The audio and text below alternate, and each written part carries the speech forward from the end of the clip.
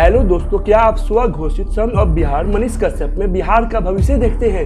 तो आपको एक बार विचार करने की आवश्यकता है।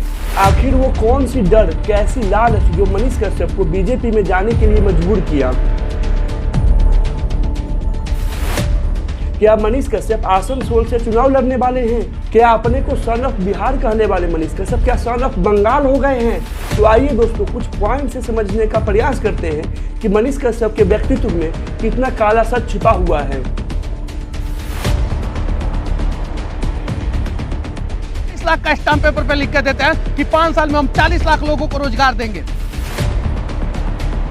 तो दोस्तों, आपको बता दें, मनीष कश्यप बिहार के प्रसिद्ध यूट्यूबर हैं जो अपने यूट्यूब वीडियोज और जेल जाने के कारण लोगों के बीच में प्रसिद्ध हुए हैं। और दोस्तों, मुझे कहने में थोड़ी भी हिचक नहीं है कि बिहार ने बहुत सारे पलटू राम देखे, पर मनीष कश्यप उनमें सबसे बड़े पलटू राम हैं। मनीष ने जनता को एक आशा की किरण दिखाई, बड़े बड़े दावे किए, रोजगार की, विकास की बड़ी बड़ी बातें की। वे स्टाम्प पेपर पर लिखकर देने को तैयार थे कि वो बिहार को बदलेंगे, रोजगार देंगे, पर उन्हें अपने रोजगार की ज्यादा चिंता थी।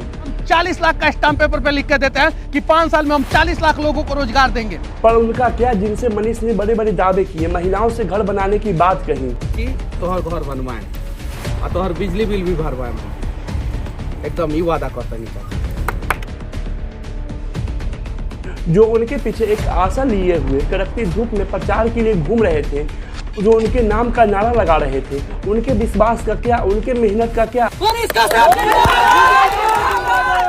आपने तो अन्य नेताओं की तरह जनता की भावनाओं का सहारा लेकर भीड़ दिखाकर बीजेपी में शामिल हो गए, पर बिहार की जनता तो वहीं की वहीं रह गई।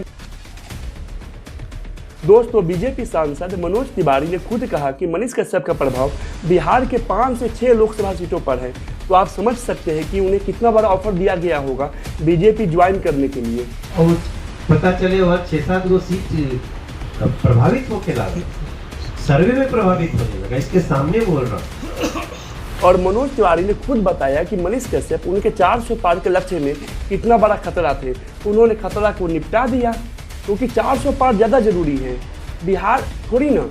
मनीषवा चुनाव लड़ा था, मनीष सड़क पे चला था तो 10-10 हजार लोग ओकरा संग खड़ा,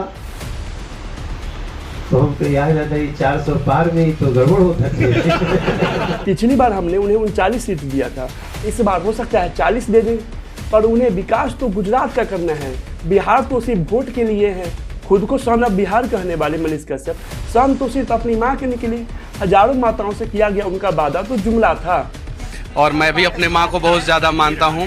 माँ ने बोला कि मोदी जी के साथ काम करो, मनोज भैया की बातों को मत काटो, बीजेपी के साथ काम करो, और मैं बीजेपी ज्वाइन चुनाव का। और ऐसे भी हम बिहारियों को जुमला सुनने की आदत है।